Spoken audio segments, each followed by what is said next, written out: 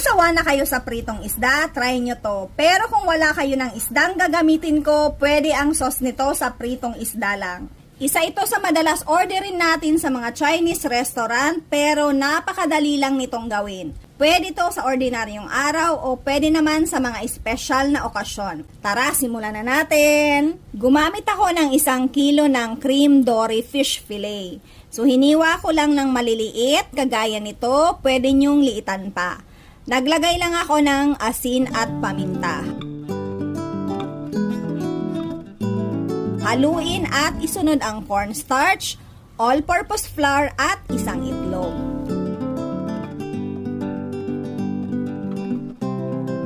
Hinalo ko lang ito gamit ang aking mga kamay para makot ng maayos ang isda.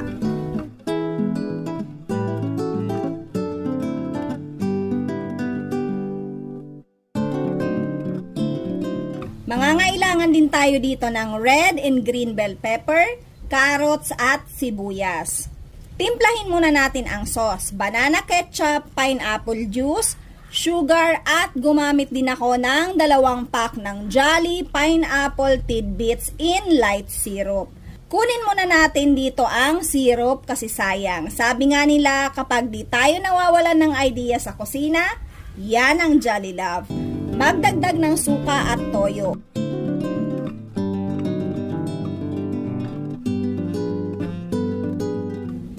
Haluin at sa part na to, tikman nyo. Pwede nyong i-adjust ayon sa inyong panlasa.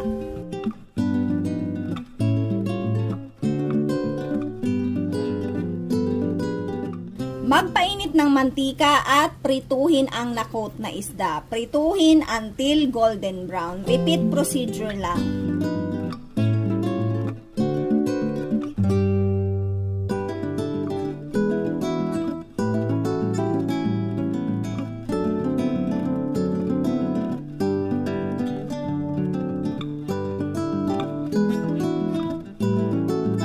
Sa isang pan, isote lang ang carrots,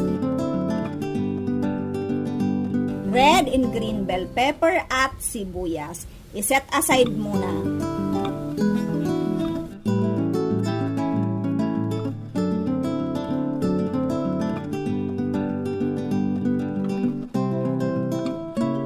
Same pan, ilagay ang sauce na ginawa, haluin at pakuluin. Kapag kumukulo na, ilagay ang 2 pouch ng Jolly Pineapple Tidbits. Haluin at timplahin ayon sa inyong panlasa.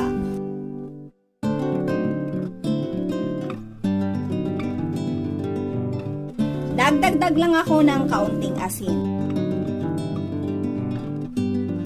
Para medyo lumapot ng kaunti, magdagdag ng tinunaw na cornstarch.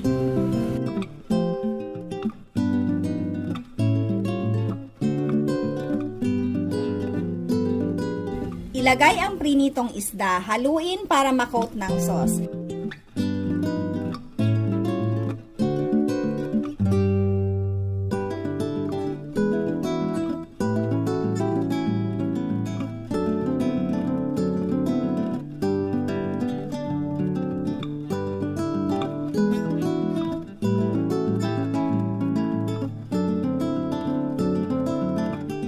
Isunod na ilagay ang mga vegetables. I-off ang heat at haluin na lang ng mabuti.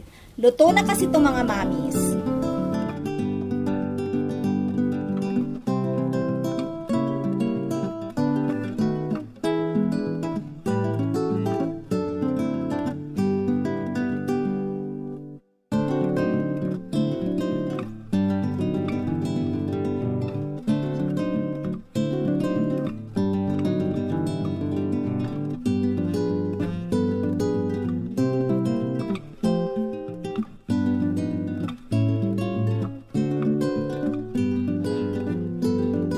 Serve while it's hot. Masarap din to sa bagong saing na kanin.